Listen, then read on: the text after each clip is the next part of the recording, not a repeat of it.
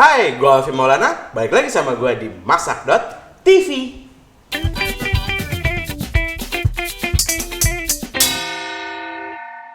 Makasih banget buat teman-teman yang udah subscribe YouTube channelnya Masak.tv. Buat yang belum, kalian harus subscribe sekarang. Dan juga jangan lupa follow semua sosial medianya Masak.tv. Gimana penampilan gue? Udah Natal banget kan?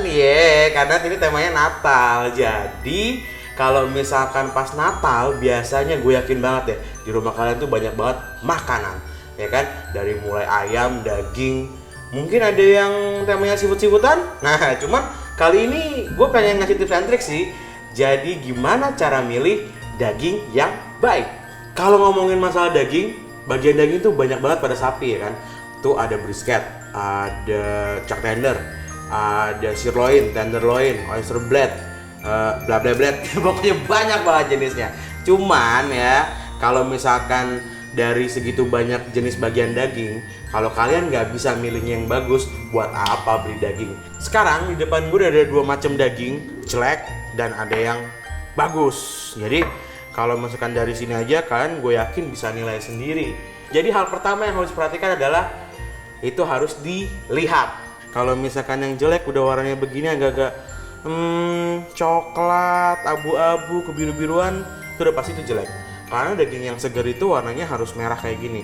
Kita bisa lihat si jusnya. Jusnya itu kalau lo lihat misalkan, kalau yang segar itu, tuh lo liatin tuh kan darahnya, jusnya itu warnanya merah, kurang lebih mirip sama warna dagingnya. Kalau misalkan yang udah jelek kayak gini, lo lihat deh, udah coklat tuh, aduh, ini mendingan dibuang aja deh. Abis dilihat, terus ada satu lagi, dicium. Nih, buat yang seger kayak gini, ya kan? Itu baunya masih seger, bau daging sapi yang fresh.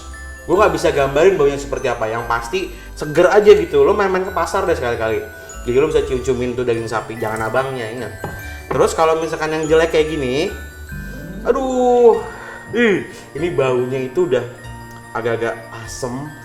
Bau busuk gimana sih? Tapi bukan bau busuknya seafood, karena beda. Apalagi yang harus dilakuin? Yang harus dilakuin adalah dipegang dan dipencet, ya. Sebenarnya dipegang aja sih. Jadi kalau misalkan buat yang segar, kalau misalkan kita pegang begini ya, kita raba begini, rasa si jusnya itu dia nggak kayak lendir ya, emang kayak air aja. Karena kan dia lebih kayak darah gitu kan. Nah, terus kalau misalkan dipencet, dia karena masih banyak kandungan jusnya dan dagingnya juga masih segar, ya itu agak-agak lembek-lembek gimana sih. Kalau misalkan buat yang buruk, ketika dipencet, bagian lemak lo coba elus dulu. Nah, itu dia kering, kayak kulit yang kering deh. Terus kalau misalkan ini udah lewat agak lebih lama lagi, ini biasanya suka keluar kayak lendir-lendir jelek gitu. Habis itu, kalian coba pencet ya. Kalau misalkan dipegang, dia agak lebih padat ya, karena cenderung biasanya sarinya itu udah keluar banyak.